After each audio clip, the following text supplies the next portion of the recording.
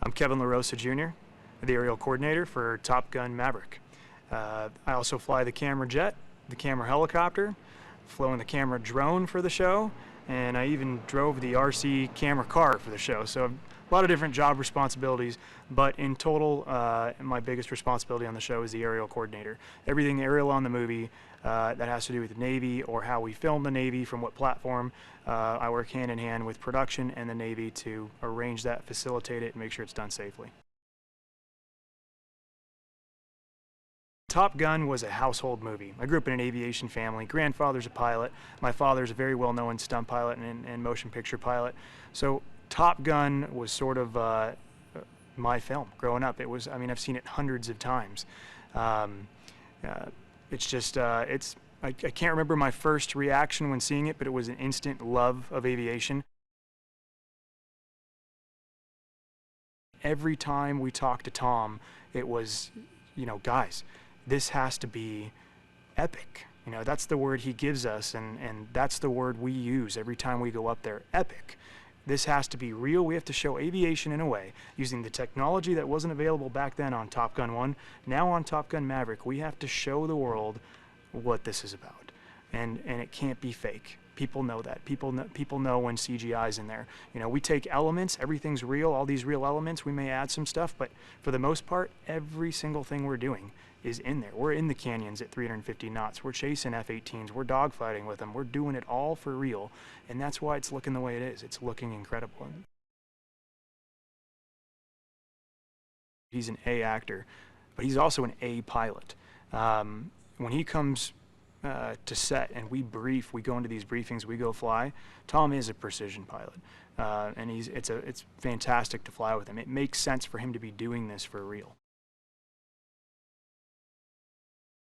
Also in this film is a very iconic aircraft. Tom is the proud owner of a North American P-51 Mustang. Not only is he the proud owner, but he's a heck of a pilot in it. And we are portraying this airplane in a sequence in the movie with Tom flying it himself. Great lengths of planning and mission and trying to figure out what we wanted to accomplish with this airplane was done. But what I can tell you is that the airplane is being flown in a manner and shown in terrain and background that I don't think the world has ever seen before.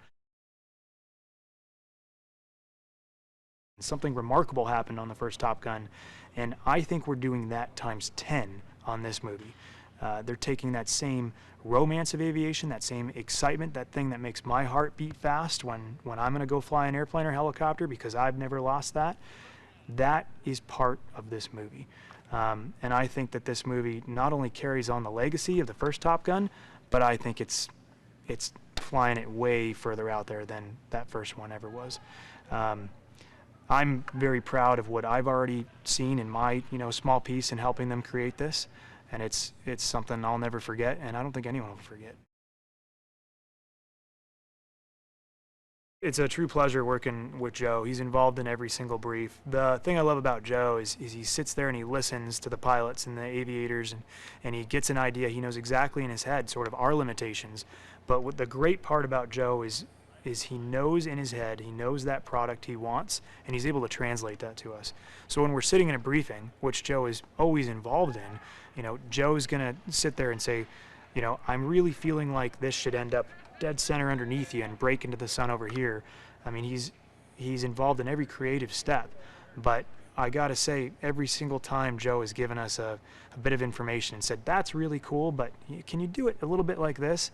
Every time we do it a little bit like this for Joe, we're like, oh man, he was dead on. He's right on the money. He has the vision and he has the gift for being able to do that, and it's just a pleasure working with him.